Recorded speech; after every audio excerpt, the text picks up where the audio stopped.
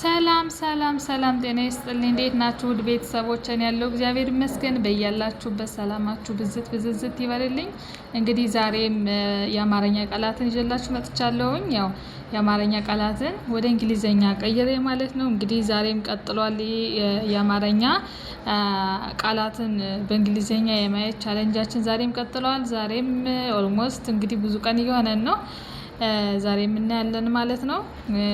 እንግዲህ ዛሬ ይዤላችሁ የመጣሁት ደግሞ ወሮች አሉ አይደለ? እነዚህ በኢትዮጵያ አቆጣጠር የምንቆጥራቸው መስከረም፣ ጥቅምት፣ ህዳር፣ ታህሳስ የምንላቸው እነሱን አንደኛ ያው ለጠቅላላ ሙቀት ይጠቅሟቸዋል በሚለው ነው።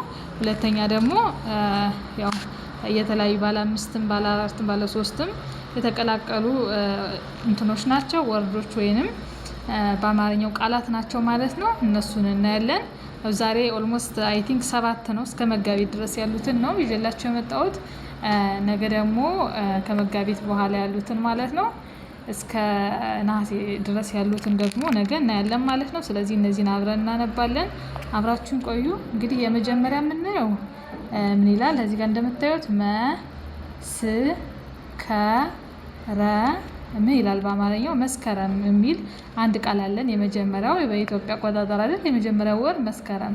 ከዛ ይሄንን ወደ እንግሊዘኛ ስንቀይረው ሁሌም እንደምላችሁ እንደተለመደው መበታተን ከመጀመሪያን እስከ ም ድረስ መ ለማለት ኤም ኢ፣ ስ ለማለት ኤስ ኢ፣ ከ ለማለት ኬ ኢ፣ ረ ለማለት አር ኢ፣ ም ለማለት ኤም። ከዛ እነዚህ ከመጀምሮ እስከም ያሉትን ገጣጥመን ስንጽፋቸው መስከረም የሚል አንድ ትርጉም ያለው ቃል ይሰጠናል ማለት ነው። እሺ በጣም ጥሩ። ቀጥለን የምናየው ደግሞ ምን ይላል? ጥቅምት ይላል። ይሄ ደግሞ ሁለተኛው ወራችን ማለት ነው። በኢትዮጵያ አቆጣጠር ጥቅምት እንለዋለን። ጥቅምትን አሁንም እዚህ ጋር ከጥ ጀምረን ነጣጥየዋለሁ። ጥ ብቻውን፣ ቅ ብቻውን፣ ም ብቻውን፣ ት ብቻውን ማለት ነው ጥቅምት ይላል። ስለዚህ የመጀመሪያው ጥ ለማለት ቲ፣ ቅ ለማለት ኬ፣ ም ለማለት ኤም፣ ት ለማለት ቲ። ጥቅምት የሚለው በእንግሊዘኛ በዚህ መሰረት ይቀመጣል ወይንም ይጻፋል ማለት ነው።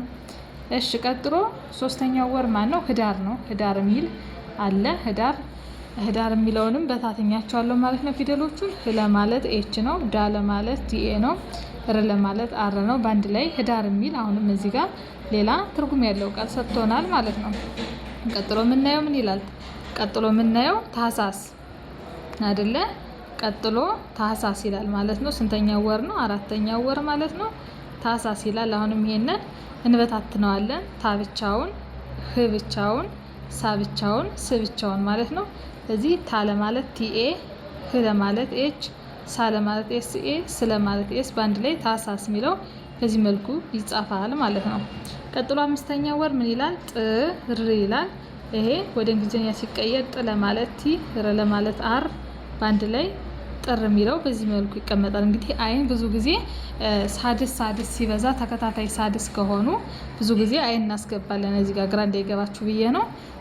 በዚህ መልኩ ብጽፉት አሪፍ ነው። በእርግጥ ቲ አይ ለሶስተኛ ፊደል ነው፣ ግራ እንዳትጋቡ። ግን አንዳንዴ ሁለቱም እነዚህ 6ኛ ፊደል ጥምርም 6ኛ ፊደል አይደሉ? እንደዚህ ተከታታይ ሲመጡባችሁ መሀል ላይ አይን ብታስገቡ የተሻለ ነው። ጥር የሚለውን በዚህ መልኩ ቢጻፍ የተሻለ ነው ማለት ነው።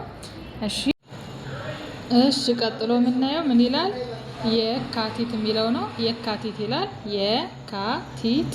ይሄንን ልክ እንደተለመደው መጀመሪያ እዚህ ጋር እንነጣጥለዋለን።